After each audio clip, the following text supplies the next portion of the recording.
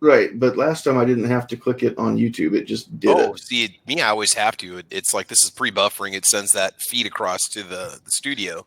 And then Right. after that, you click on go live and you're good to go.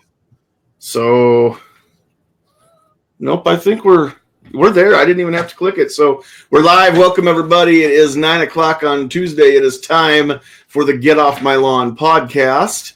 And I see a few of you are already out in the chat. We've got lots of room here in the chamber. So if anybody wants to jump in that got that link, jump on in here. And anybody that didn't get a link, if you'd like one, we can see about getting you one. And of course, you know the rules. Just keep the language to something you could have your little kids or your grandmother hear. That way we don't run people off. So there is the orange one. He's jumping in here. So we will say hi out here in the chat. Who do we have? Kingpin was way first. I was actually there. I just hadn't commented, so I think I was first, Kingpin. But we'll give it to you. Idaho Rogers is out there. Patriot in the Dark is out there. Gabe Stark. Hello from Canada, eh? Let's see here. Jay Brown's out there. Snob's Wife. Obnoxious was first. Poor Conservative. 10X Shooters. Stan's out there from SS Pawn. And, of course, my beautiful bride is in the chat as well. She's also the co-pilot here in the studio, and she's making sure everything works well. So if it looks like I kind of got it together, that's all her. Snob's out there. What's up, Snob? All right. So let's real quick let everybody who has Dangerous Freedom, you're right on time. You haven't missed a thing. I just said hi to people. We'll let everybody say hello and introduce themselves. And we will just start with Gizzard Gary because he just jumped in here. So we've got our Kansas connection going on. Hey. Thanks for having me. Thanks for being here.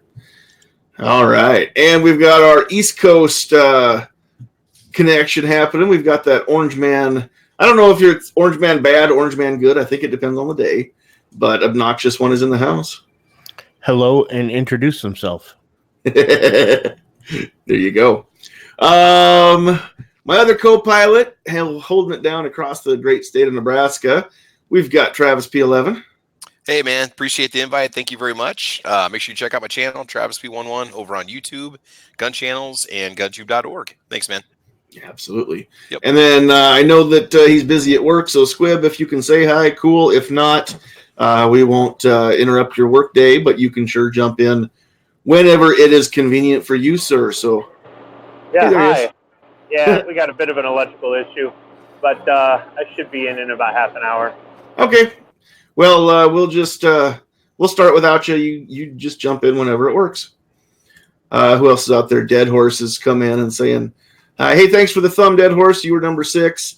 I don't know who's got 6 thumbs, but I appreciate it. I guess we've got 6 thumbs, so that was cool. Thanks. All right, so a couple things I want to get into tonight, and some of it we kind of talked a little bit about over on Hit or Miss, Tuesday nights, 9 o'clock on the eastern side, but this is 9 o'clock central now, and that's the only time zone that matters. So let me get back, true.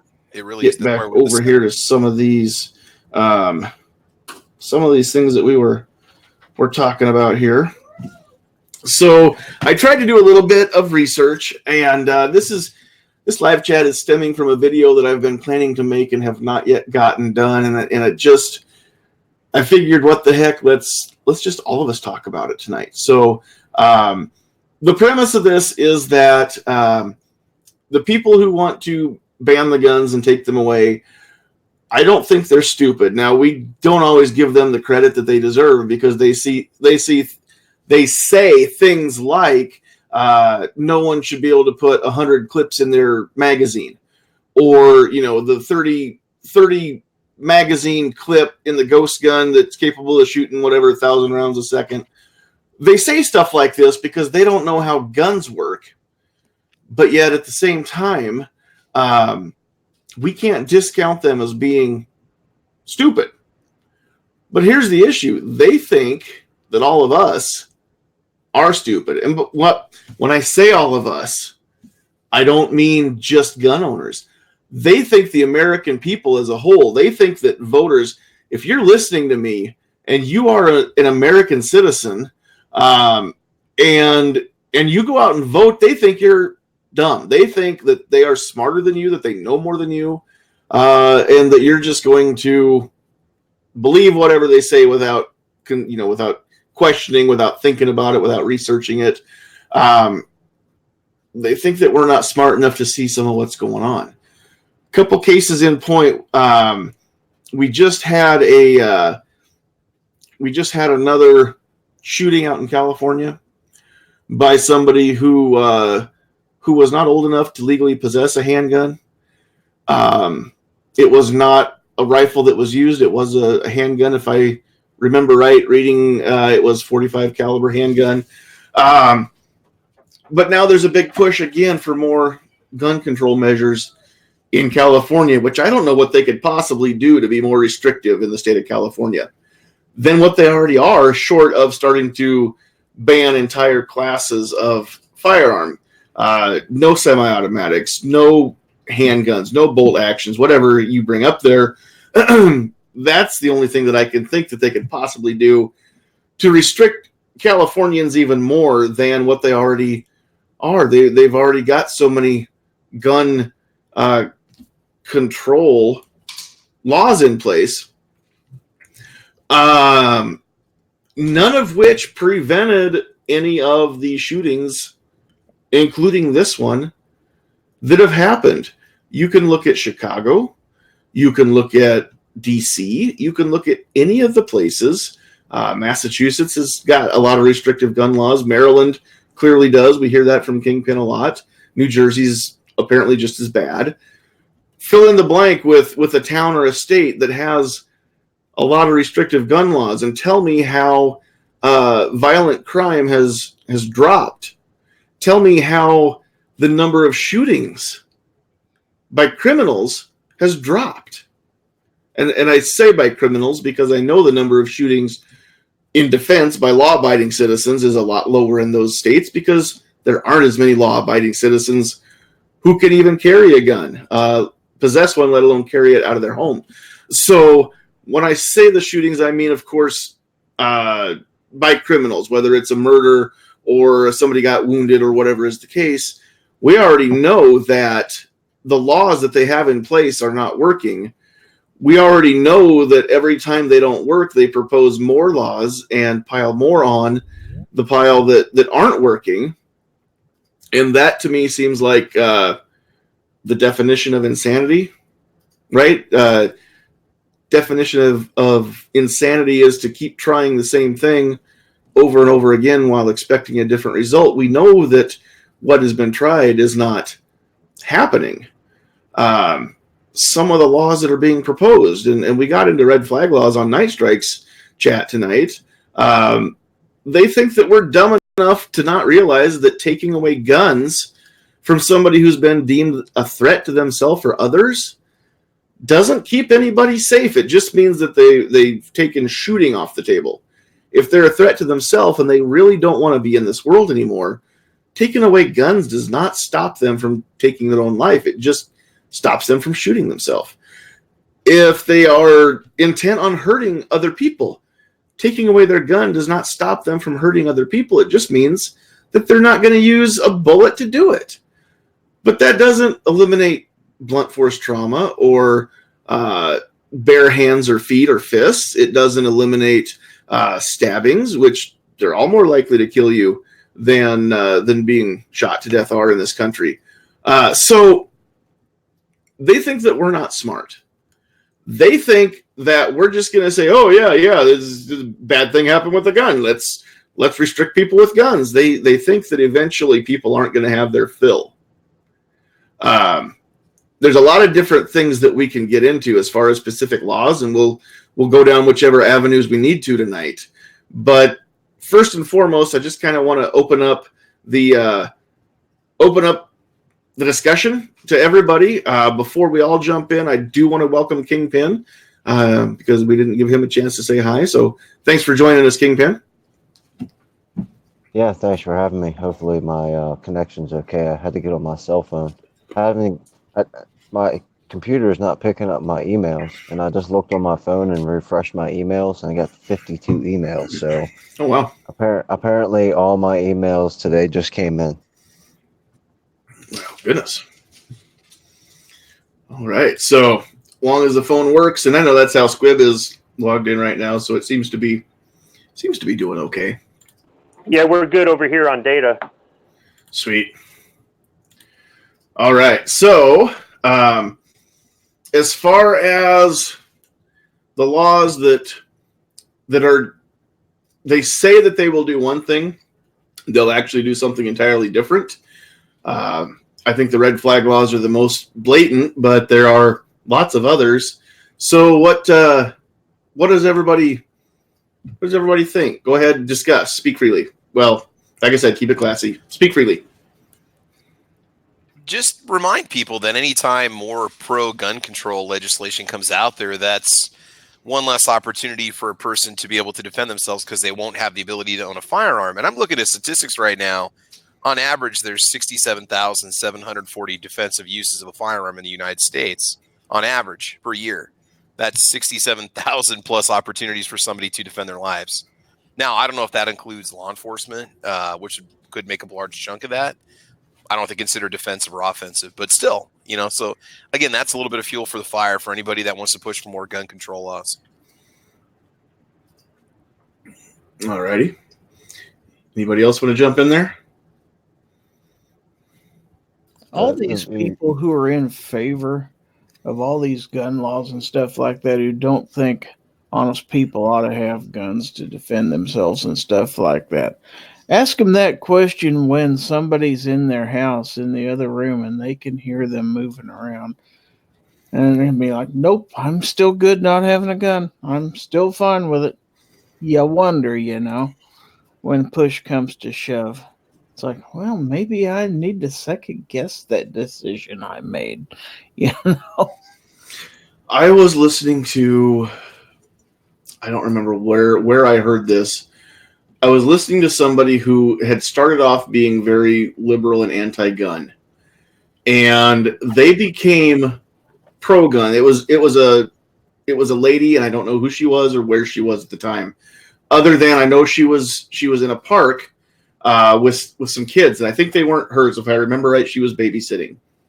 She went to the park with the kids. There were lots of other kids, lots of other mothers or caretakers there in the park. And all of a sudden, somebody came running through the park. And then the police came running through, chasing that person. And she realized at that moment that the police were not there to keep her or the kids in her charge or anybody else at that playground. The police were not there to keep them safe. They were only there to pick up the pieces or to stop the bad person that was already committing a crime or in the process of committing a crime when they gave chase. And that was kind of her defining moment. That was her light bulb above her head, where she realized that the police are not around all the time. They cannot be everywhere at once. It's not physically possible. They are not here to protect us from all evils. They are here to prevent as many crimes as they can and to investigate the ones that they cannot prevent and bring the guilty parties to justice. And that is not to take anything away from police. Those of you who have been with us on live chats know how much we love our law enforcement officers. It is a mostly thankless job, and we thank you, law enforcement officers. I see Sarge out in the chat. I'm not just kissing Sarge's butt. Every Leo who sees or hears this, this is for you. But that being said, we understand that you're humans. We understand that you cannot be everywhere at once. And most law enforcement officers to whom I have spoken about this agree that you should be willing and able to take matters into your own hands. You are your own first responder because they cannot be everywhere. And sometimes they cannot get there in a timely fashion, especially I spent the weekend hunting deer up at home in north central Nebraska. And as far as law enforcement, there's one county sheriff up there, and that's it. for I don't know how many square mile county, but it runs about 100 miles end to end, close to it. Between 80 and 100 miles for sure, I think, from end to end. It doesn't matter, but the point is that he can't be everywhere at once. There are state patrol officers patrolling the highways occasionally, but it is very rare. It's the exception, not the rule, for me to be driving down the road in my home county and meet any kind of patrol car or vehicle on the road. This weekend, there were game wardens out and about. I didn't see any of those either. And fortunately, we did not have to call Game and Parks for any kind of poaching or trespassing situations, but I know that happens every year. I also know that we've had to in the past, and it takes half an hour, maybe a couple hours for somebody to show up because they were somewhere else, they were busy. And in the case of an emergency, that can mean the difference between life and death almost. Not so much in a deer hunting situation, but I mean, if you were attacked or if you needed help instantly, the police can't be there in the rural areas. The police can't get there very quickly in the urban areas because, again, they're understaffed and overworked. There's no way around the fact that you've got to be your own first defender. So that is first and foremost. I can't wrap my head around the fact that people don't understand that. I don't get it why they don't get it. But that's partly because I was raised in a place where you have to be the first responder for a fire. You call the fire department, but you better get to fighting fire before the fire department gets there because, again, it's going to take them 15 to 20 minutes to get there at best because it's a volunteer department. If you call the sheriff, you are at the mercy of time and logistics for the sheriff to get there. You've got to be able to handle things yourself. First aid, basic veterinary skills for the livestock. You've got to be able to do this stuff yourself where I come from. So I know that that's part of the issue. I know that that's part of why I cannot wrap my head around the concept that if I get into trouble, I'll call the police and they'll be there to take care of me.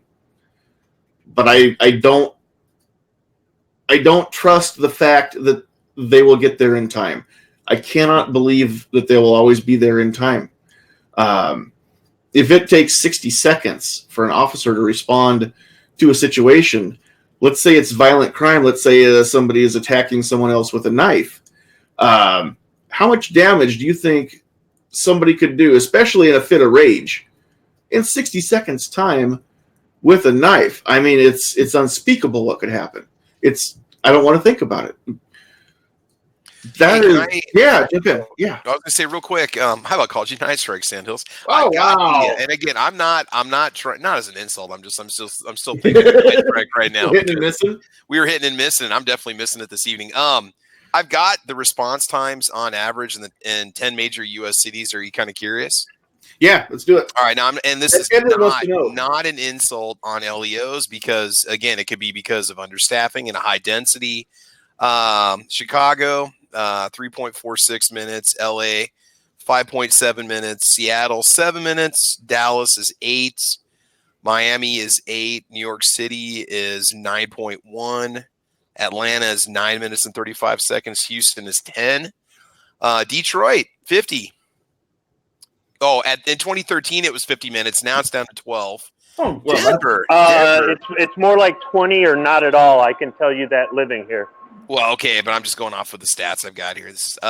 Denver is 13, and then there's a huge chart and then they it's interesting because the response time is broken down by the type of crime that it was and the percentage and stuff. But yeah, and so you might say, oh well, 4.6 minutes. That's not that long. 3.46 minutes. That's not that long. Let me just say this right now. And I'm a teacher. Okay, we do practice lockdown drills. That 10 minutes where they call for a lockdown, whether it's been a practice, it's been a drill. We do a lockdown procedure. That's a long freaking 10 minutes, man. You start to ponder what could happen in the 10 minutes before you get help. I mean, a lot of things can happen. A lot of lives can be lost, which is even more reason to push for a person's ability to defend themselves. If somebody says that 4 minutes or 7 minutes or 10 minutes or 20 minutes isn't a long time for a response like that, so you don't really need the ability to protect yourself, just count on law enforcement, tell them to hold their breath for that amount of time and then come back to you and see, what they think about that not being a long time. In some cases, time slows down and the adrenaline's going, and it's terrifying. Not to mention you're giving the bad guys all the opportunities in the world. And I meant what I said about or not at all. There are some neighborhoods in Detroit, Michigan, where the police do not respond at all. At all. And just for a little perspective, again, 4 minutes or 7 minutes, those are pretty good response times. I was kind of surprised to hear some of those times in those towns. But let's just say, for instance, that you slam your thumb in your car door and it latches and it locks and you cannot get it open. You can't get it unlocked. You can't get it unlatched. You have to call for help. You can get your phone out and use your other hand to call for help. And it takes them 7 minutes to show up to get your thumb out of that car door. That's just to show up. Then they've got to assess the situation, figure out the plan of attack, and get that door open and get your thumb out of there. What are the chances in 7 to 9 minutes that you don't have lasting repercussions and your thumb may work, it may not work, you may need surgery out of that, but in 7 to 9 minutes of waiting just for somebody to get there with your thumb slammed in a car door and it so hard that it latched the door and it won't open. I mean, just think about that. Now think about somebody attacking you and how much damage they can do in that amount of time. Well, response time is one argument that we can talk about, but if you want to try to, in my opinion, if you want to try to get on the same page as somebody who's against guns, just talk about stop and frisk. Because there's no law ever written anywhere designed to stop crime. That's not how laws work. We all know that. Laws are meant to punish people who get caught committing crimes. So, just like the police officer, a police officer is not there to stop you from committing a crime. They're there to put you in handcuffs after they catch you committing a crime. So with that being said, let's offer them a complete Gestapo police state.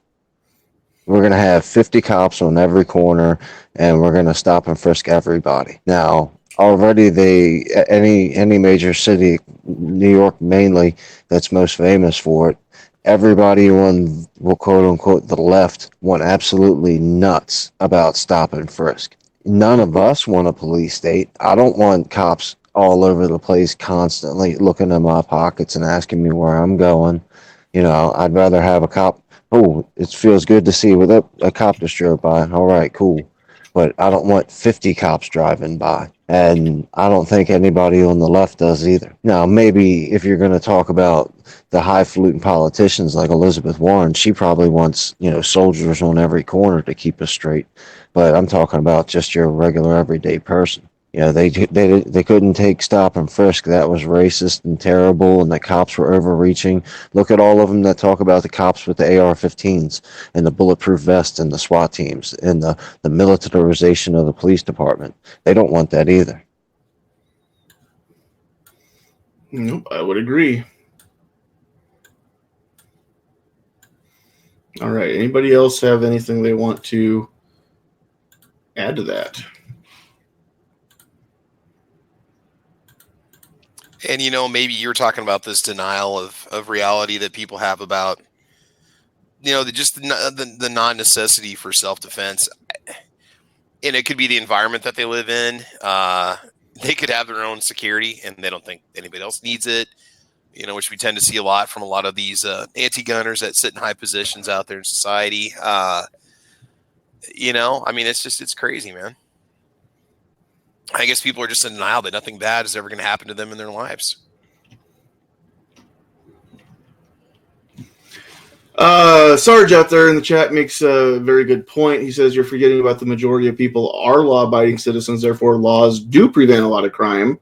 Mind blown. I understand what you're saying, Sarge, at the risk of sounding argumentative, because that's what I sound like most of the time. I submit that the law does not prevent the crime. The consequences aren't worth the risk. The reward's not worth the risk, and the consequences keep most people, within the bounds of the law. But it's not the law itself that prevents the crime. If there was a law against stealing, and you got caught stealing and there was no consequence, would the law do any good at all? Of course not. So it's the consequence to me that is the true what do I want to say, deterrent. Not the fact that there's a law on the books. It's what can happen to you if you get caught breaking that law. That's going to be the problem. People don't do the right thing just to do the right thing. People do the right thing because there are consequences for doing the wrong thing, or there's a reward for doing the right thing, or a combination of the two. It's not just because it's right. That's a concept that we have to be taught. We don't naturally know it. So I understand and I agree with what Sarge is saying. He's agreeing with me too. Without a consequence, there isn't a law. It's just a suggestion, which is true. That's why so many times the speed limit is more of a suggestion than a hard and fast law in a lot of people's minds, because there are so many people who speed, especially when you get into the more heavily trafficked areas, the bigger towns. In Nebraska, we talk about Omaha because it's the only place with really bad traffic, and it's tame compared to most cities. But it's what we have to compare to. So rush hour in Omaha, you might have, what do we have, 4 lanes, 5 lanes across I-80 rolling through Omaha at the widest point. And it can get kind of, congested. And those of us who are used to 2-lane roads or dirt roads, it's we consider it. It's stressful. It's intimidating. So, but the speed limit rolling through Omaha is, what is it, 60? Probably the max. If you're not going 75, you better have a ramp up and over your car, because they're not slowing down for 60 miles an hour. They also know they're not going to get pulled over for just speeding and keeping up with the flow of traffic. It's the people that are zipping in and out and weaving and doing a lot of lane changes, potentially causing more accidents. Those typically are the ones that draw attention to themselves and get to have a chat with a nice, friendly Omaha policeman or policewoman. Or it's the people that are pulling away from everybody that's going 15 over. Because if you look at a lot of the tickets that people get on, I would just say I-80, they're going 20 to 25 over the speed limit. That's the bulk of what I see in the newspaper. Mm-hmm. So it's people that are doing 95 into 75. That's getting it. But the people that go 10 over 15, it's not that often they get pulled over unless they're out of state. Yeah, which seems to make a difference in a lot of places, right? Oh, it's true. You say, just look at the tickets, right? But those people are in a hurry. Those Colorado people are, they're an hour behind. Is that right? Is that why they're in such a hurry when they get here? Yeah. That's got to be it. They'll drive Priuses and they'll speed past me. So yeah. Or 4-wheel drives on the ice in 4-wheel drive, because a lot of people don't understand. Here's your public service announcement tonight from Sandhills. 4-wheel drive does not equate to 4-wheel stop in slick conditions. Just know that. If you know what you're doing. You can't get past physics of no traction. I'm sorry, bro. And you got moving mass, the only traction, trajectory. It's not going to be good. Well, if you'd use some road salt, In my driver's ed class, I was told the only thing worse than 2 wheels spinning, driving down the road at road speed, the only thing worse than getting into a skid with 2 wheels spinning is getting into a skid with all 4 wheels spinning. Because then you don't have control. So anyway, that is just a side note there. So anyway, let's go back to laws that don't do any good or pull the wool over our eyes or attempt to. I want to switch gears here a little bit and talk about these laws that are designed to save lives. If it saves just one life, then isn't it worth at least trying it, right? That is what we hear so many times. And at face value, who could argue that? I'm not going to argue that. Nobody in the panel is going to argue. If something saves lives, it's good, right? We know that saving lives is good. We want to save lives. We don't all agree on how to do that. And therein lies the problem.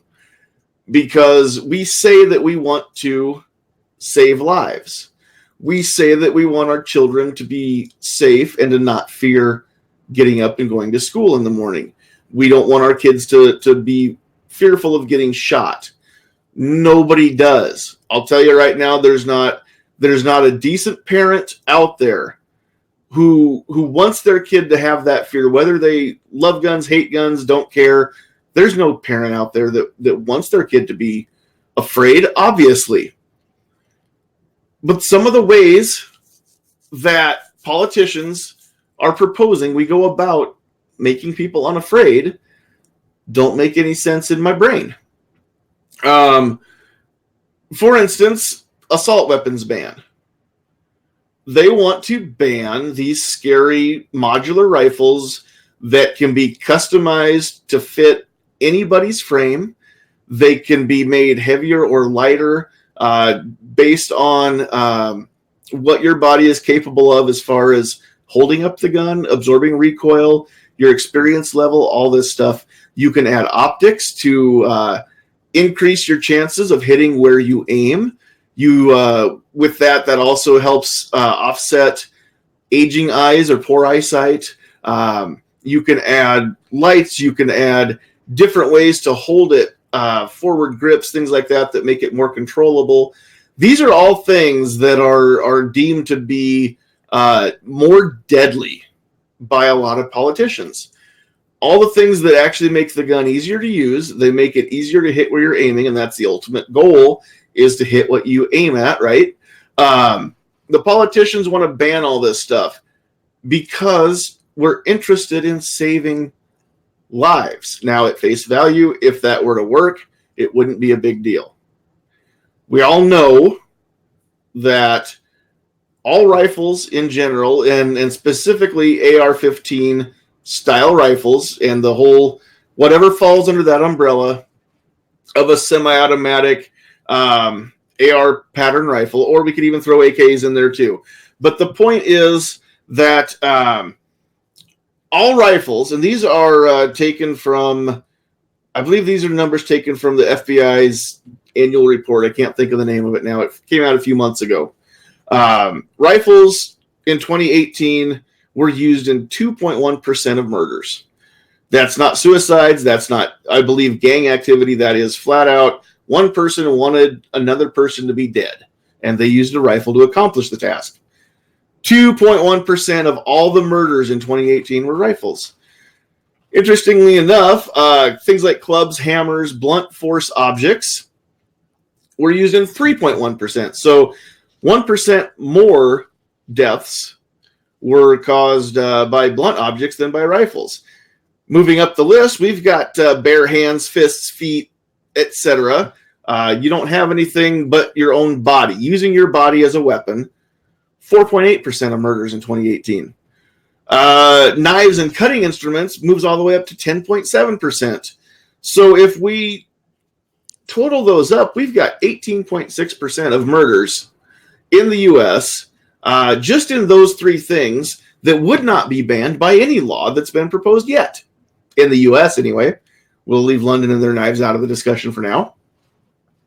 But we want to save lives. We want to do what actually is going to make a difference, and we want to keep our children safe.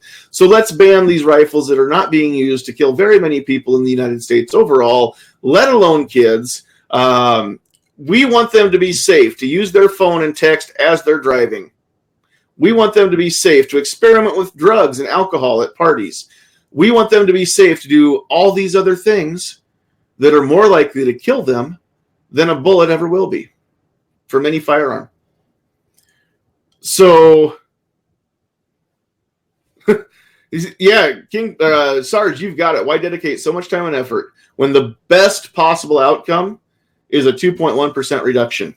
And I have not done my research. I'm sorry, I do not know how many teenage lives are lost to I don't know how many teenage lives are lost to drinking and driving, to drugs. I don't know how many teenage lives are lost to distracted driving, texting, what have you. Too many, obviously. But we know that it's more. We know that claims so many more people than bullets do. I'll tell you how I know that. Because I have not talked to very many people who have not been affected either in their own family or their own circle of friends, or they're only once removed from somebody that they know who's been affected by the loss of a teenage life due to drugs, alcohol, distracted driving, whatever, just in vehicles alone, just in car crashes, let alone everything else, suicides, everything else. But just getting behind the wheel. Yeah, Sarge, driving is absolutely the most dangerous thing you do all day. And we all know that. It's a calculated risk. It's an acceptable risk, and we're willing to take the chance because we know that we're more likely to get there alive than we are to get into an accident. Plus, we have safety measures to help us survive an accident if one would occur. That's why we have seatbelts. But the point is that we've got all these laws, and I have not yet seen one law that is actually could be effective at actually making a difference in saving more people's lives. When we talk about guns are not even, as a whole, that's not the discussion we need to have. We need to talk about teenage suicide. We need to talk about drug use. We need to talk about distracted driving. We need to talk about all this kind of stuff. If we want to save lives, we can do it. We could put a governor on every vehicle in the country, make it to where you cannot drive more than 30 miles an hour. We can require a 5-point harness in every vehicle, in every seat. We could do so many things that would be more likely to keep people alive. But we won't, because guns are an easy target, because not everybody cares, and some people flat out don't like them. But everybody at some point either needs to drive or needs a ride. Very few people can get away with only using public transportation, never taking a cab, never hopping in a car with a friend. In Nebraska, it's almost impossible to live without having a car in most towns, because even the town that I live in, I think there's one taxi cab. It's just almost impossible. You better have a really good bicycle if you're going to get across town. And it gets cold here in the wintertime, so I hope you're bundled up riding that bike. It's not, helmets too. Good point. Medical malpractice, Bass Boy says, kills more people than all gun deaths every year, which is very true. Obnoxious is trying to pick a fight with a police officer. That's probably the More people die every year properly using their properly prescribed medication than all firearms combined. Yes, that's true. I would submit to you that more people die every year properly using the safety features of their automobile than all firearms combined. Even wearing their seatbelt. Seatbelts save lives. But we all know that abortion. Oh, don't get me started. Yeah, that's why I just said one word. That's it. That's all it takes. What are the numbers? I don't remember the annual numbers now of abortions in the U.S. It's mind-blowing. In the state, is it the state of New York, or is it just New York City? I don't remember which. I know for sure New York City, and it may be the whole state. If you are black, you are more likely to be killed before you breathe air than after. You are more likely to be aborted than born if you're black in New York. Yeah, that's true. That's true. So Mike says, don't give a helmet to Myles Garrett. Well, that was quite a deal. Anyway, nobody cares about alcohol or drugs. TPC says they're fashionable ways to kill. Well, that's true. I'm just curious also. And here's another thing. Let's switch gears again. Real quick before we go on, Gary put out in the chat, he said, how many people die in a car deer accidents each year? In those incidents, guns could definitely save lives. There was actually a report that you can find this information I believe in 2017, like 16 people died from getting into a crash in their car with a deer. Like it killed them. So I mean, that's pretty staggering right there. And that was a couple years ago. So, but those stats are out there that a lot of people die from crashing into a deer in their car. More than your AR-15 kills people every year. Yeah, but again, we should just let the government worry about depredation. Could it be because there's an agenda to control the population by disarming the population, where 43% of Americans own firearms? Well, and it's crazy because, I mean, I don't know how they. Well, okay, there's two things I want to get to here. And I can't remember now what the other one was that I was about to go to. I'll think of it later. That's how my brain works. It's here 1 minute, gone the next. But we do have a lot of things going on, a lot of laws that have been proposed. But here's another thing. I have not yet seen a law that will actually keep criminals from having guns or using them in a way they weren't designed for.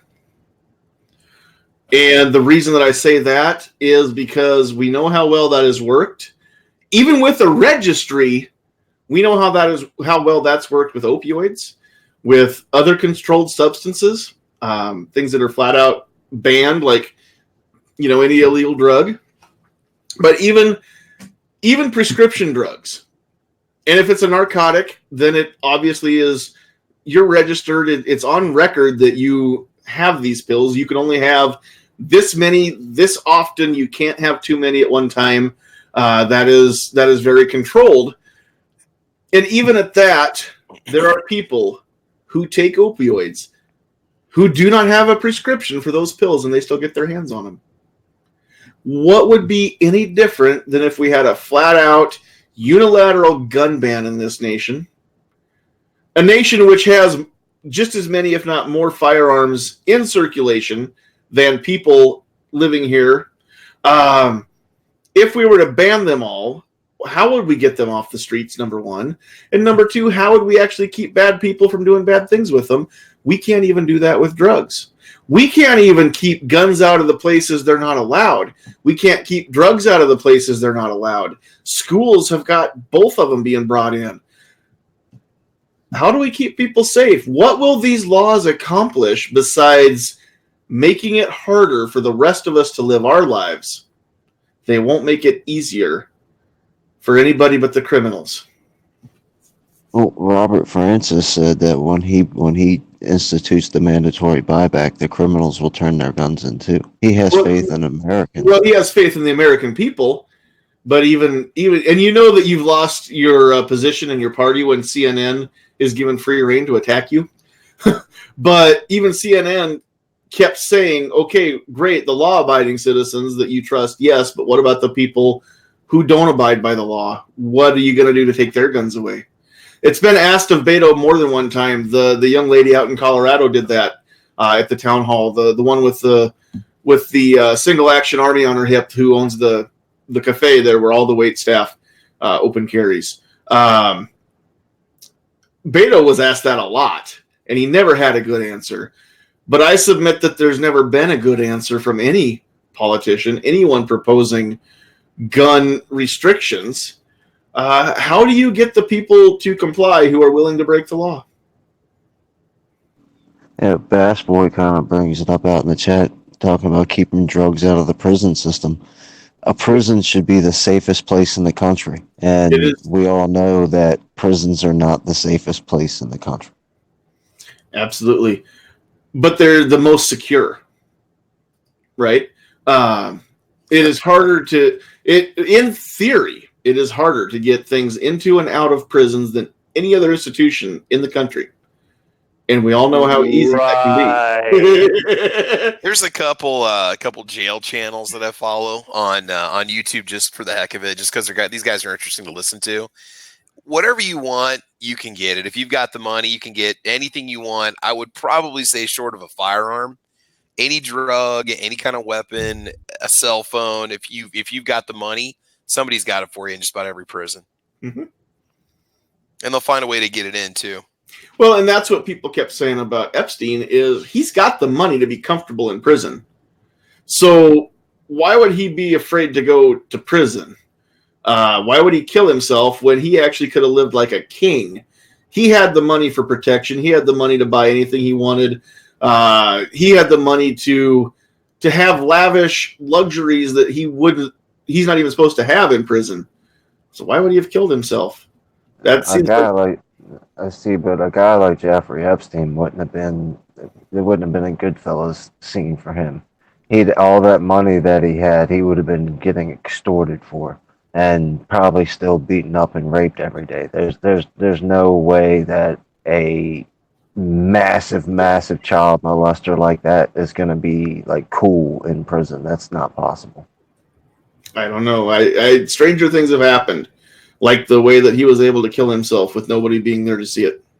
You're talking about he's not 10 years into prison. You know, when he's in the general population, his life is over. And general population, prisoners will not put up with a child rapist. That's just a fact. And I've heard that too. And my knowledge of things that go on within the walls of a prison is nil.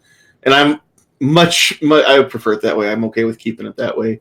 But yeah, I mean, you don't have to know much about prison to know that people that would sell out their own grandmother and put a knife in anybody's back won't put up with molesters or rapists. I've heard that from many different places before. But at that, I mean, honestly, when you've got that much money, you can arrange to be in solitary. You can arrange for whatever you want to, whether you're being extorted or not for your money. I would pay it. I've got the money. Extort away if it keeps my bum safe, So whatever. I'm just saying that there was no need for him to have killed himself, and he could have. With his lawyers that he could afford, he could have tied that court case up for years and years and years before he was ever even convicted of a crime. So, but again, got an interesting question. Do you think we'll ever hear anything remotely close to what we would maybe even consider to be the truth, or is it just we're going to take what they give us and that's it? I know that the two prison guards had just got arrested or charged or whatever for something. I did see that. I didn't read the article. I saw the headline. I don't know. I think that a deeper investigation needs to be made, but that's at this point, I don't know what to believe and what not to believe anymore. Pick a headline. You realize that the whole he didn't commit suicide was through their private medical examiner simply for monetary reasons. Yeah. I mean, they went to a private medical examiner to get it so that it's classified as not suicide to try and get insurance money or whatever. Something. I don't think anybody actually killed him. What's that? I don't think anybody actually killed him. I think he hung himself.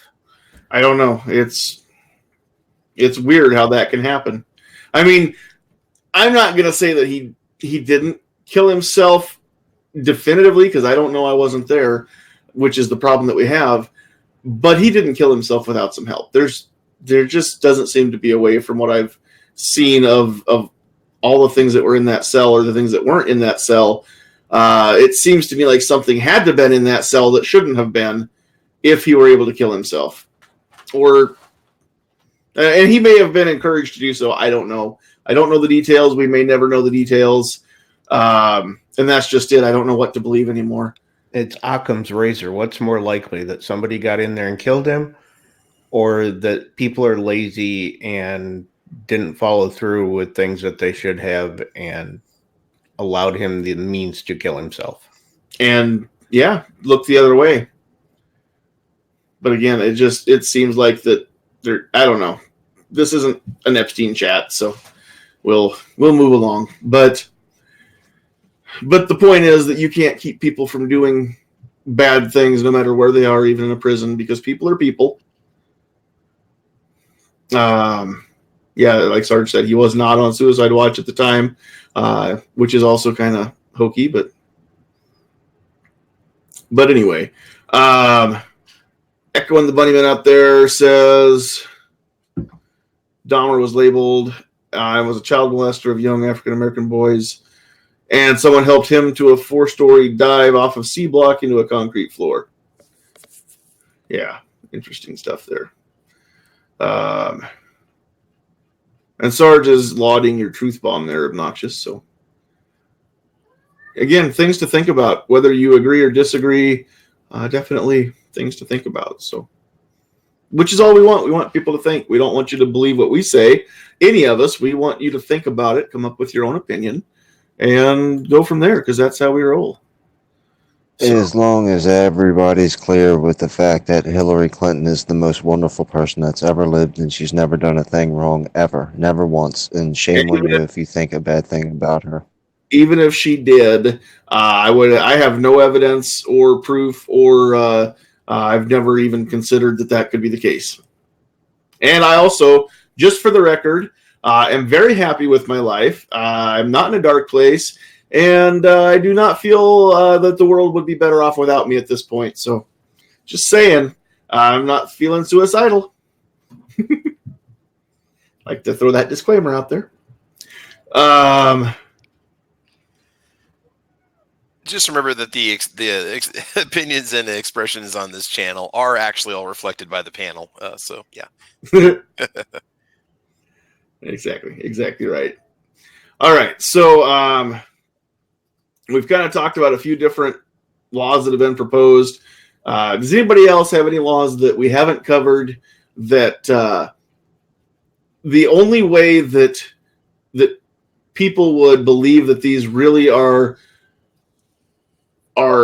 doing what they're supposed to do at face value? Like I said, with the red flag laws, with everything else, they say that they are for your protection. They say that they're going to eliminate gun violence and everything else. They say they want to eliminate the people that are getting shot with, these scary black rifles. And then we realize that that's great. You've reduced homicides by 2.1%. That's really not something that should get you elected.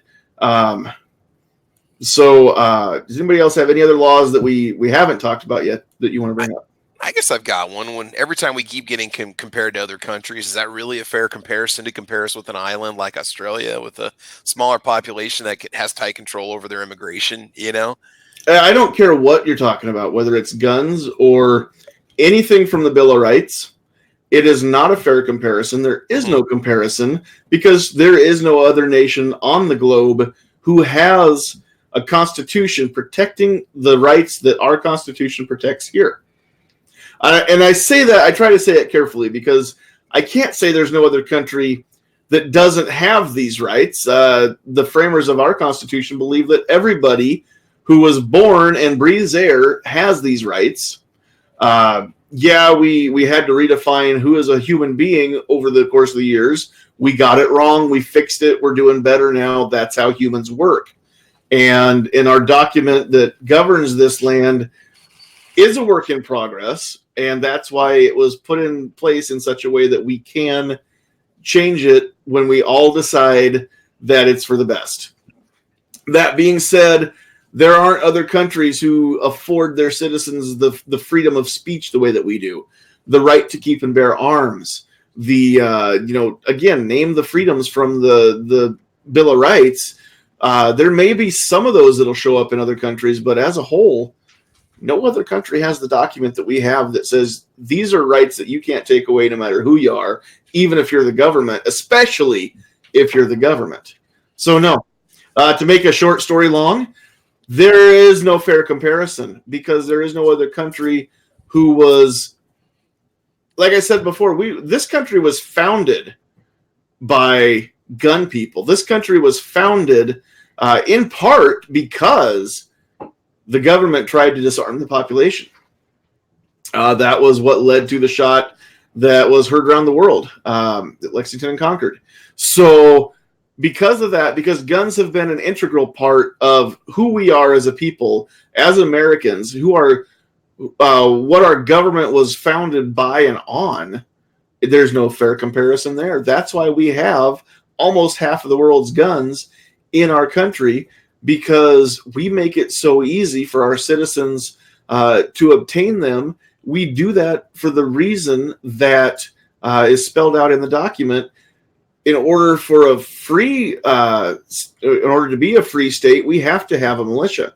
We have to have citizens who are armed in order to be free, not just from tyranny, but in our daily lives. I mean, we have the right to be alive. We have the right to defend our life. Therefore, we should have the right to defend our life by any means necessary. As long as we don't take other lives or take other people's stuff, who cares? It shouldn't matter. So there you go. If you do something bad with your guns, then bad things should happen to you. But if you don't do anything bad with them, then why should anything bad happen to you? The same can be true. Same can be said of words. If you misuse words, there are consequences for that. If you say Travis, is a terrible person and he was on Epstein's island and all this other stuff, where you're in a position where you work with young people, that could be damaging to your career. That could be damaging to your life, especially if it's not true. And if I were to say those things, then I would be guilty of a crime called slander. I can't just say whatever I want without repercussions. Freedom of speech does not mean freedom from repercussions. Freedom of speech means you cannot be locked up for saying bad things about your government. So that does make a huge difference there. So, newcomer to the chat, we've got 402 Outdoorsman out there. What's up? You made it in. Yeah, how's it going, Sandhills? Yeah, thanks for joining us here. Good to have you along. Got to work out. Good deal. How many times did you have to try to get in here? I've literally been trying since like 8:45. Oh my gosh. Well, see, persistence pays, kids. Don't ever give up. I thought they had good internet in the eastern part of the state. Oh, it's all right. Just kidding, man. Just kidding. Cool. Alrighty. One of the Yeah, go ahead.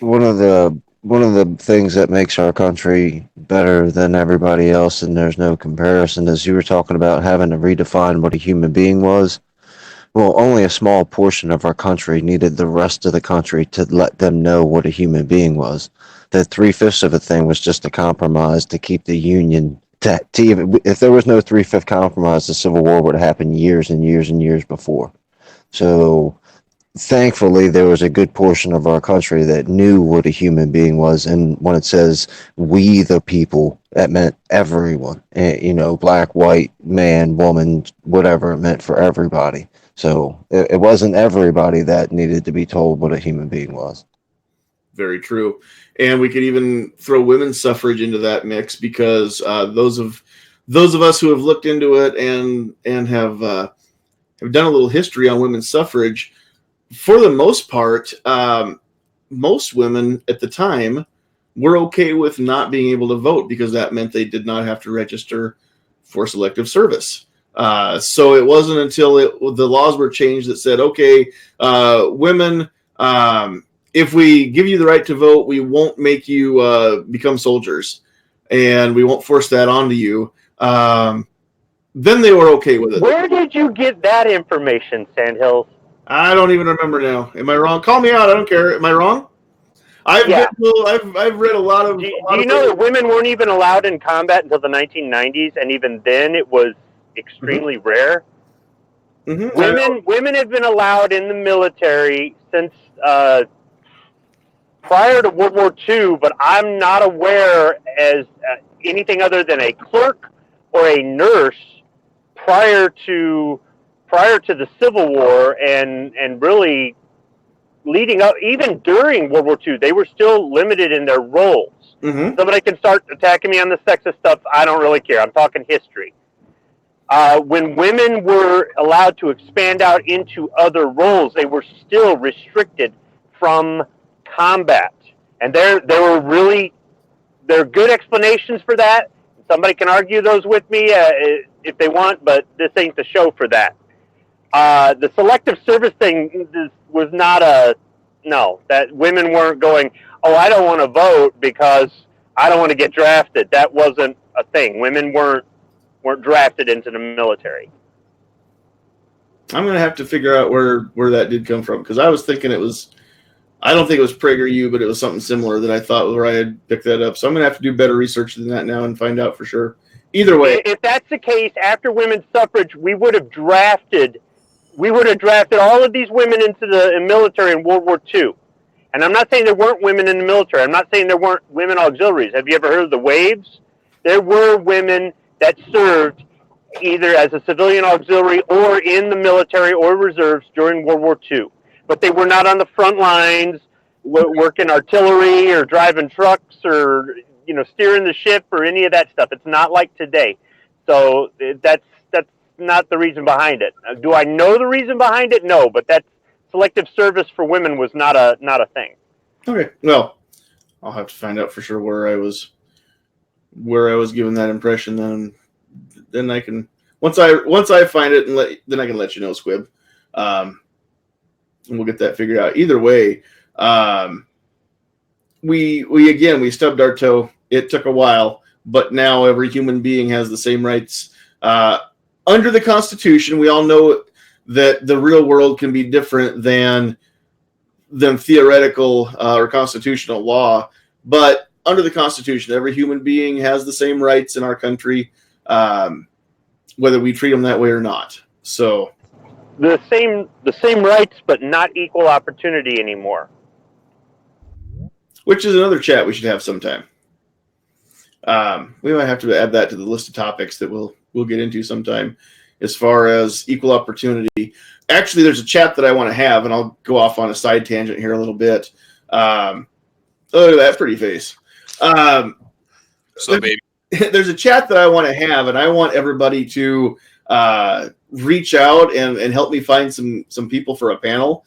I want it to be kind of like Never Enough Ammo's diversity chat, but I don't want it to be a weekly thing, and I just kind of want to dig into a couple topics. But I want there to be more than just, and I think I've seen the face of everybody in this panel at one point or another.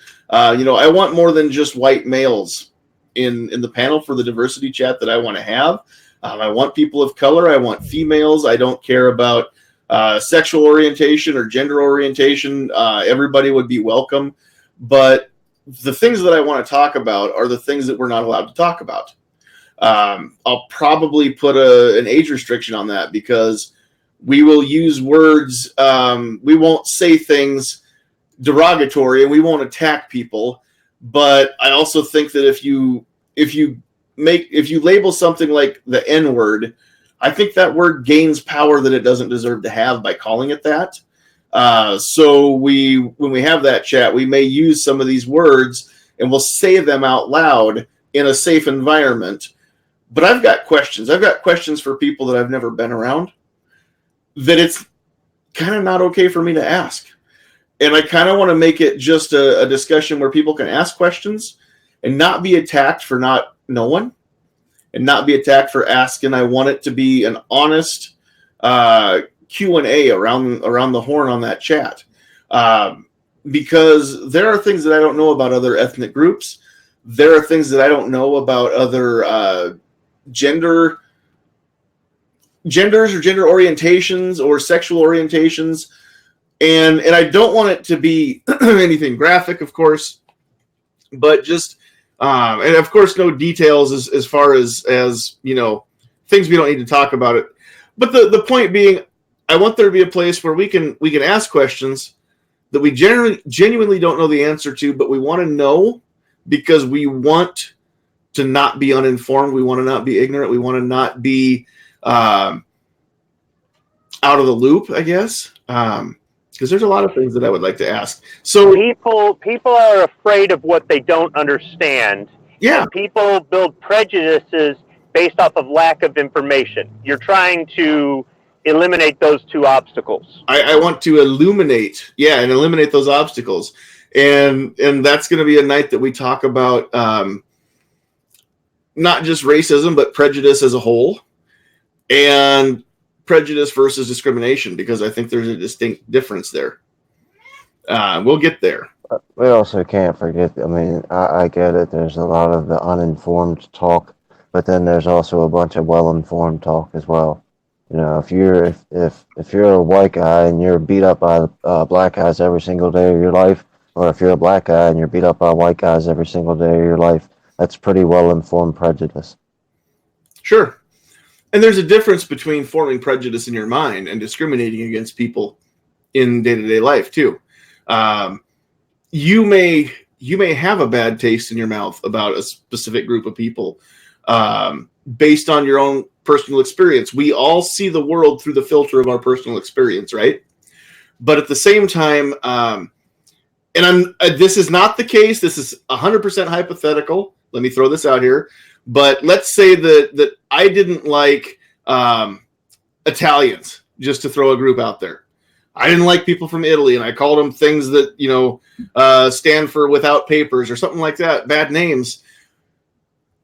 If I don't like somebody whose ancestry is from Italy, but yet as a business owner, I hire Italian people to work my business because I don't discriminate against them, that's different. My own personal beliefs don't stop me from following the law, right? And I think that we need to distinguish in this country. Prejudice is going to happen. I don't care who you are. We all do it, at least to an extent. We all do it against certain groups of people differently, but prejudice is there in our minds and in our hearts. It's what we do about it that matters. You don't have to like homosexuals, but if you still don't treat a homosexual person any different than any other person, you still recognize the fact that they are a person. They have value in their personhood. They're a human being and deserve to be treated with respect. Based on that alone, then you should be able to agree to disagree about who they choose to be attracted to, or not choose to, who they're attracted to. It's one thing to have prejudice. It's another thing to act on it and discriminate. And that's something that I think this country has kind of lost sight of, because we all hear about, racism and everything else. It's being used to drive a wedge through our country right now. A lot of things are being used to do that. Racism is only one of them. But that does not mean that, like you said, Kingpin, if you are a white guy who spent your childhood being ganged up on and attacked by people who are black, it's going to happen that you are probably not going to think very highly of people who are black. That is based on your own personal experience, like you said. But that doesn't mean that everybody who is black, that you just call them bad names and you don't deal with them, and you treat them all like like they're all the people that ganged up on you. Again, there's a difference there.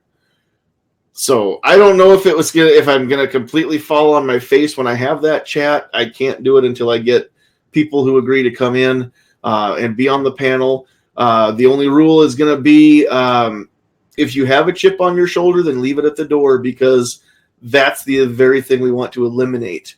And again, I don't want anybody to be offended by any of the questions or any of the answers. I won't allow things to become an argument. But at the same time, I want to have that chat, and I want to show the world that we're not afraid to sit down and see each other as human beings and say, you know what? There's something I've always wanted to know, and I didn't know where to ask, or who to ask, or where to get this info. But you're a person who is uniquely qualified to answer this based on your own life experience. So here's the question, whatever it is, that's what I want. So anyway, looks like we're talking about cats bringing us presents out in the chat, which is not uncommon for me to find a toy mouse laying on my bed, or between my slippers when I get up in the morning, because Yeah, our cats like to bring us stuff.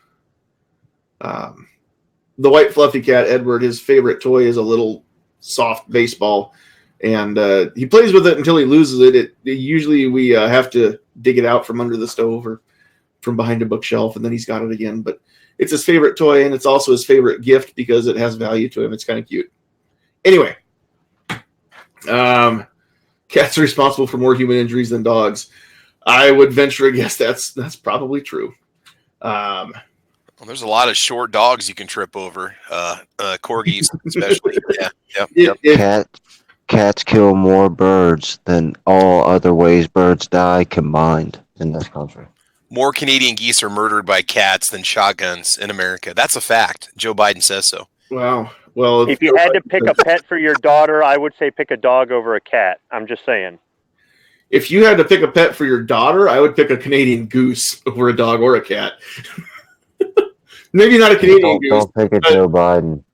Just a domesticated gander. I don't know the different goose breeds of barnyard geese, but geez, those things are mean. They are, man. God, you ever go run up to them with like a little loaf of bread? They just come at you, man. If you don't have that bread, they'll eat you alive. Oh, if you've ever been out to a farmstead where they have some chickens and some ducks and then a goose on the place. Yeah, there's always one goose there. You ever notice that? Yeah, one white goose just running around. Yeah. Yep, exactly. And that son of a gun is evil. Yep. So yeah, he's not expected to be fed. He's just or a goat. Goats can be kind of idiots too, mean. So goat wouldn't be a bad pet for your daughter. Goat chat. More people are killed by goats every year than handguns combined. That's a fact. Joe Biden says so. I'm just going to start throwing misinformation out there. Everybody else does it. Let's do it too. That's awesome. Yep. Joe Biden also said that all you need is a shotgun. So I don't know why we need gun laws when clearly everybody can defend themselves with a shotgun. All you have to do is step out on the deck and fire 2 shots into the air. And that's all you need to do. So you heard it from Joe Biden. I don't care where you live. You mean even if you don't have a deck or balcony? It's going to be kind of awkward if you step onto somebody else's deck. So, yeah, I don't know what to do there. Thanks. Aren't you guys worried that you're going to see Biden and G-Webs and like hanging out because he wants to ban the 9mm? Ooh, I hadn't thought about that. I think that Joe Biden is an agent of Arizona. I think that there's a conspiracy. There's a deep state of Arizona, and G-Webs is the ringleader, and he has hired Joe Biden to get 9mm gone because G-Webs thinks it's an anemic round that was invented by Europeans, therefore has no place in our country. Yeah, well, we're going to take it back. We're going to make 9mm great again. Biden's in the pocket of big 10mm. Can't we call it 380 by 19? Still metric though. 380 by 19mm. We need to call it like 380 Parabellum or something. 380 Creedmoor. just rename it, but have it the exact same dimensions and everything. Just rename it. That's what we ought to do. So, just like those 40 caliber longs. Instead of the 10mm, we'll just call it. I was going to say, isn't that just the 10mm? I think for a second I was like, isn't that just 10mm? Yeah. 40 Magnum is what we ought to call it. Yeah, there you go. No, 48 Smith & Wesson is really 10mm special. 10mm special. 10mm special plus P. Yeah. Plus P plus. Ridiculous caliber names. That's what we need to come up with. Ridiculous caliber names. Yeah. That's right. What did you want? The 6.5 Bale? No, you wanted a 50 Creedmoor? 50 Creedmoor. The 50 Creedmoor. I thought 9mm was the ridiculous name for a round. No, the ridiculous one is 22 TCM. Well, there you go. The ridiculous one is 44 Magnum. Yeah, there we go. Because it's not a 44. Go check out my review. 429, just like a 380 is a 355. Right. Or 303 is a 311. Make sure you guys go to my channel and check out my review of the 17 HSM-I. the game-changing round that nobody knows about. If they would chamber the 338 Nerf Pua gun in that 17 HMSI, Like Oh, dude. that would be like just. Yep. That would be a city buster right there. Reindeer everywhere would be protesting. You could actually blow up small nations with God. island nations with one shot from that gun. If that was you can't even chrono it because it's faster than the speed of anything. Ooh, General, that's just out there in the chat. I'm gonna throw that one out there because I apparently need to go to Dunham's. He says, "Don't tell G-Webs, but I just picked up a box of American Gunner 124 grain plus P XTP at Dunham's for $13.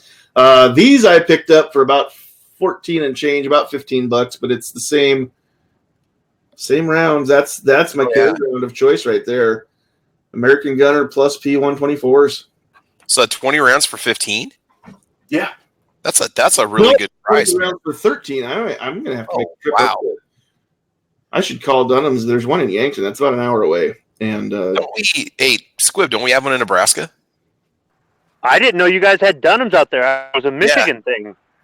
There's one an hour away from here, but I don't know where. I've never seen one. Wait a minute. What was it that I saw when I was out? Casey's. No. I was.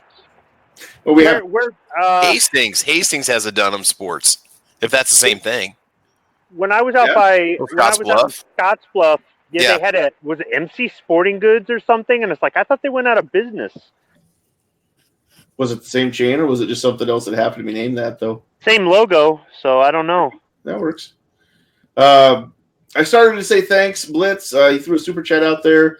Congrats on the successful harvest. He's been to my Facebook page and saw the deer pictures. So those of you who don't have Facebook, I guess you're just out of luck, but if you've got Facebook, you can see the deer pictures. And I've actually got a whole bunch of pictures and a bunch of video that needs to be edited and just kind of hooked together. But I've got some cool stuff. The hill that is my logo, this hill right up here, I actually was at the top of that. What was that? Friday it was last weekend, and took some video from the top of that. Did a 360-degree turn. You can see a long, long ways. You can see South Dakota. Just about, I think on the video I said a mile, but it's got to be about 1.5 miles to 2 miles away. But still pretty close. You can see right across the state line from there. It's neat. Have they started putting up the wall yet to keep those South Dakotans out of Nebraska? Is that wall up there yet? I don't know if any of them can find it because they're busy tweaking. Or no, I'm sorry. We got to put a wall between us and California. So, well, I don't know. I just want to throw this out there because if you have not yet heard of the new thing going on in South Dakota, it's just when you thought that nothing could be worse than honestly, it's not for everyone. They come out with meth. Period. We're on it. Trademark. Because apparently meth is a problem in South Dakota, and the idea is that they're going to crack down on it. But for those of you in South Dakota, and I've got a lot of family and a lot of friends in South Dakota, I did not realize that you all were tweakers, but now I know. Knowing half the battle. We're on it. That's definitely up there, man. You got to appreciate the brutal honesty of us Midwestern folk, Great Plainers, you know? That's the thing. Just my God. Do a Google search, meth, period. We're on it, period. And you're going to see all kinds of. It's an actual trademark logo now that they've implemented. Oh my God! So we'll see how long that lasts. So meth, it's not for everyone. Yeah, exactly. We need to change Nebraska now. Nebraska. It's not for everyone. Nebraska. It's not for at least we're not tweaking. Meth, it's not for everyone, and neither is Nebraska. Yeah, there you go. Nebraska. Let's just combine two into one here. At least we're not meth addicts. Yep, there you go. So there we go. Well, a lot of people in Nebraska are. So I guess I don't know. I don't know anybody, but maybe you. I don't know. I've run into. I don't know anybody in my circle of friends, but I've run into people. It's scary. So. All right. Well, this chat has kind of gone away from gun grabbers thinking you're stupid to meth and everything else now. So I think we will start wrapping things up. We lost Gizzard Gary. He had to split. We didn't have him anymore. Let's see. Did we lose anybody else out of the chat? I know a few of you have dropped out, but you came back. So we will just kind of go around the horn here and let everybody say their final thoughts. So we'll start with Squib this time. Put you on the spot there. Yeah, my first reaction was what? Anything you want to say before we wrap it up? I think we're gonna call it a night. No. Okay. Thanks for being here. Thanks for having me. You betcha. We'll move over to Obnoxious One. What, are we still live? We're still live, as far as I know. I hope so. Nobody's told me that we're not. Okay. I don't see anybody talking out in the chat, so we can't possibly still be live. I mean, if we were still live, somebody would say something out in the chat. Oh, I gotcha. Apparently, we're not live. There we go. I just said something out in the chat. Oh, okay. And Kingpin too. Yep. All right, thanks for having me on. Check out my channel. Check out my Instagram. You can go check me out on the Twitter. But other than the Fartgate stuff, I really don't post over there. So I did have an excellent Fartgate post that everybody should go over there and check out because it was awesome. I even laughed myself. No, that's awesome. I will have to see that. Other than that, go check it out. If you don't know what Fartgate is, you're missing out. Again, go to my Facebook page and check out the Sarah Gonzalez Unfiltered video I put up there talking all about it because she did a great job of bringing it to the world's attention. She's pretty cool. She doesn't know who I am, but she does a cool show on the Blaze called The News and Why It Matters, which is kind of nice. You can get caught up on whatever happened yesterday 5 days a week and have a lot of cool commentary about it. So she typically has Stu Bergere, who's on with Glenn Beck quite a bit on his radio show, and then you never know who else is gonna be sitting around the table with her. So go check that out. But she's got a cool video out about Congressman Swalwell, Newcomb Swalwell, who is apparently now dealing in his own WMDs. So yes. Anyway, all right, moving right along. Kingpin, thanks for hanging out with us. Excuse me, that's Lieutenant Colonel Vindman, please. Oh, sorry. Nice callback. Thanks for having me, man. Great show tonight. Yeah, appreciate it, Colonel. I'm glad you were here. Lieutenant Colonel, sorry. 402 Outdoorsman, thanks for joining us. I'm glad that you were persistent and you did at least get to jump in here. Hey, thank you for having me here. Perseverance prevails in the end, so can't thank you enough for letting me back on here, and it was kind of nice to hear what you guys had to think for most of the night anyway, even though I wasn't on, but that's all right. You guys can check me out on Instagram, Twitter, and Facebook at the 402 Outdoorsman. So thank you guys for letting me on. Don't forget the YouTubes. There's good videos out there. Oh yeah, can't forget about the YouTube. Got to keep it going here. I gotta get that 100 subscribers so I can get that package out. So that's what's going on. Awesome. And then last, but I thought you were just ready to bail. So no, I got dropped. Welcome back, Cotter. Sorry, wrong teacher. Welcome. Yeah. So, yeah. You and Vinny Barbarino. Yep. Hanging out there in the classroom, pretty cool. All right, thanks for being here. Yeah, guys, check out my channel, Traspy11. Make sure you subscribe to everybody on this chat, on this panel. They got great content. Do check it out. I'm going to announce a little giveaway tomorrow morning. Just a little 1 week contest we're going to do. So my video is going to post on the Traspy11 channel. So thanks for the invite, man. I appreciate it. Absolutely. Thanks for being here. Yep. Agrizer says he's going to have to go back and listen from the top. If you joined us late, you will be able to watch and listen on replay. And I will post this over on the Facebook side as well. The link's already there, but I'll probably repost it so you can find it. But do me a favor, all of you, if you would, and don't just like this, but share it. If you've got social media, then just share the link to the chat. If you enjoyed being here, maybe somebody else will like it too. So you could post the link anywhere that you've got social media, Facebook and YouTube and well, not YouTube as much, Facebook, Instagram, Twitter. I know you can post links on all of those. I've only got the Facebook. I cannot keep up with everything that I've already got. Edward also wants to say goodnight. So we will let Edward say goodnight, and then we will go with the list. Because, again, that's why we like it when people comment out in the chat.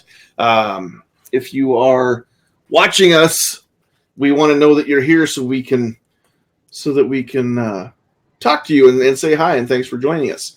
So on the list tonight, we had Kingpin, Idaho Rogers USMC, Patriot in the Dark, Gabe Stark, Jay Brown, Snob's Wife, Obnoxious One, Poor Conservative, SS Pawn, 10X Shooters, The Gun Snob. I think we should call him Snob's Wife's husband. Dangerous Freedom, Dead Horse, Gizzard Gary, C4 Defense, Keith Gregory, Blitz, thanks again for the super chat. We appreciate you. Bass Boy, Black Cat Outdoors, Echo and the Bunny Men. Wow, good music coming out there. Ghost was in the house. Mike, New York Outcast, Hill Climb Ohio JB, Ozzy Osbourne, Agorizer, General Relativity, Joe Smith, and 402 Outdoorsman out there in the chat. So if we missed you, it's because you didn't talk enough or say hi to us. So make sure that you do that because we want to know who is in the chat so that we can say thanks for joining us. If you're watching this after the fact on replay, you can still go down below and leave comments. Tell us what you think. You don't have to agree with us. We like it when people speak their mind.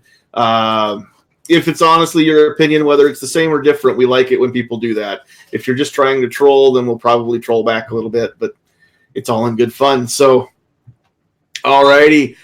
With that said, I think we will call this a night. So I think I have to do this because YouTube is not wanting to work the way it's supposed to. So, all right, there we go. So on behalf of everyone in the panel, on behalf of everyone out there in the chat, on behalf of Edward, and you heard Bella. You couldn't see her, but she was whining most of the night.